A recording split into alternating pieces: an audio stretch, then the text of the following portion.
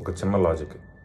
అంటే ఇది భగవద్గీతలో చెప్పిన దాని సారాంశం అదే కాబట్టి, నువ్వు ఏదైనా పని చేసినప్పుడు ప్రాసెస్ని ఎంజాయ్ చేయడం అలవాటు చేసుకో.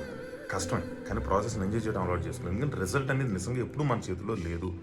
రిజల్టే మన చేతిలో ఉంటే క్లాస్లో ప్రతి ఒక్కడు ఫస్ట్ వచ్చేది, ప్రతి బిజినెస్ సక్సెస్ అయిపోవాలి, ప్రతి సినిమా హిట్ అయిపోవాలి, అన్నీ సక్సెస్ అయిపోవాలి కదా. మన చేతిలో రిజల్ట్ మన చేతిలో ఉండి మన కంట్రోల్లో ఉంటాయి, అది ఎప్పుడు ఉండదు.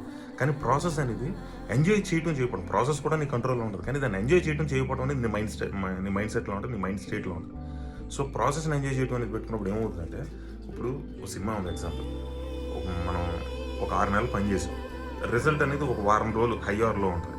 కానీ 6 నెలల ప్రాసెస్ నువ్వు ఎంజాయ్ చేయడం, ప్రతిరోజుని బాగా చేసాను, ఇలా చేశాను, అలా చేశాను అనేది ఎంజాయ్ చేయడం మొదలుపెట్టిన రోజు ఏమవుతుందంటే, మన జీవిత చర్మాంకంలో మెమరీస్ అన్నీ కూడా పాజిటివ్గా ఉండి ఎక్కువ ఉంటాయి. ఎందుకంటే నువ్వు ప్రాసెస్ని ఎంజాయ్ చేసావు కదా, ఎక్కువ రోజులు హ్యాపీగా ఉన్నావు, అది నీకు ఉండిపోతుంది. దాన్ని అలవాటు చేసుకో.